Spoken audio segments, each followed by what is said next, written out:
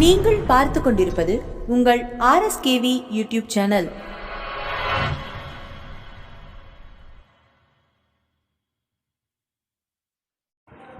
உங்கள் அனைவருக்கும் எங்கள் RSKV டிவி சேனலின் அன்பு வணக்கங்கள். இந்த புத்தகத்தின் பெயர் ஏடு. இந்த புத்தகத்தை எழுதியவர் திருமதி க. அம்பிகா அவர்கள். இந்த புத்தகத்தை வாசிப்பவர் நான் உங்கள் திருமதி ரமா சதீஷ்குமார். இந்த ஆடியோவை உங்களுக்கு வழங்குவது உங்கள் RSKV டிவி சேனல். நீங்கள் ஏடு என்ற புத்தகத்தில் உள்ள பகுதி 228 வரை கேட்டு இருப்பீர்கள்.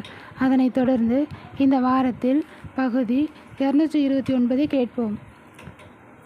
229 மரத்தையும் கல்லையும் வணங்குவது ஏன்?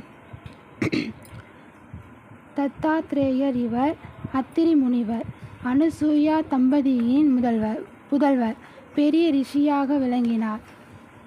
தத்தாத்ரேயர் காட்டில் சுற்றி கொண்டிருந்த போது யது என்ற மன்னனை சந்தித்தார்.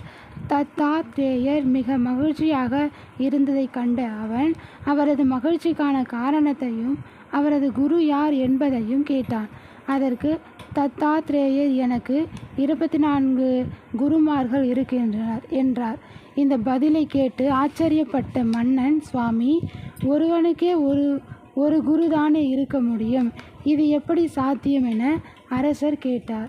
தத்தாத்ரேயர் பஞ்சபூதங்களும் சந்திரன், புறா, மலைப்பாம்பு, கடல், விட்டில் பூச்சி, வண்டு, தேனீ, குளவி, சிலந்தி, யானை, மான், மீன், பருந்து, பாம்பு, நாட்டியக்காரி, பிங்களா, குழந்தை, ஒரு பணிப்பெண், அம்பு தயாரிப்பவன், சூரியன் ஆகியோர் என் குருக்கள் ஆவர் என்றார்.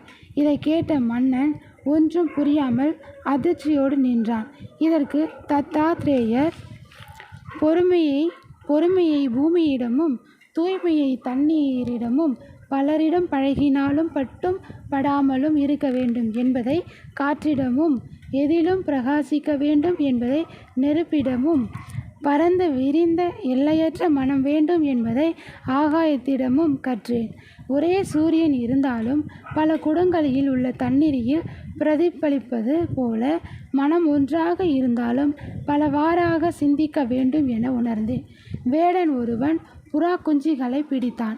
இதை கண்ட தாய்புறா வலிய சென்று வலையில் மாட்டியது. இதிலிருந்த பாசமே துன்பத்திற்கு காரணம் என உணர்ந்தேன். எங்கு அலையாமல் தன்னை தேடி வரும் உணவை பிடித்து கொள்வது போல கிடைப்பதை உண்டு பிழைக்க வேண்டும் என்பதை மலைப்பாம்பிடம் கற்றேன். பல்லாயிரம் நதிகளை ஏற்றுக்கொள்ளும் கடல் போல எவ்வளவு துன்பம் வந்தாலும் ஏற்கும் பக்குவத்தை கடலிடமும் படித்தேன். பார்வையை சிதறிட விடாமல் ஒரே இடத்தில் மனதை செலுத்துவதை விட்டில் பூச்சி கற்றுத்தந்தது. எல்லாவற்றையும் மறந்து மகிழ்ச்சியாய் இருப்பதை தாயிடம் பால் குடிக்கும் குழந்தையிடம் கற்றேன். பணிப்பெண் ஒருத்தி அரிசி புடைக்கும் போது 2 வளையல்கள் உரசி ஒலி எழுப்பின. 2 வளையல்களில் ஒன்றை கழட்டியதும் ஒலி அடங்கியது. இதிலிருந்து 2 பேர் இருந்தாலும் தேவையற்ற விவாதம் ஏற்படும் என்பதை புரிந்து கொண்டு தனிமையே சிறந்ததென முடிவு செய்தேன். பிங்களா என்ற நாட்டியக்காரி ஏற்கனவே பலரிடம் வருமானம் பார்த்த பெண் இன்னும் யாராவது வரமாட்டார்களா என காத்திருந்தாள். யாரும் வராததால் கிடைத்தது போதும் என உறங்கிவிட்டாள். இதிலிருந்து ஆசையை விட்டால் எல்லாமே திருப்தியாகும் என உணர்ந்தேன். புற்களால் குழிக்குள் மாட்டிக்கொண்ட பெண் யானையை பார்த்த ஆண் யானை அதன் மேல் ஆசை கொண்டு அதவும் வீழ்ந்தது. இதிலிருந்து பெண்ணாசையும் துன்பத்துக்கு காரணம் என உணர்ந்தேன். இவ்வாறு இயற்கை நமக்கு நிறைய உயர்ந்த பாடங்களை கற்றுத் தருவதால் தான் நாம் இயற்கையான கல்லையும் மரத்தையும் வழிபடுகிறோம். எனவே பகுதி 229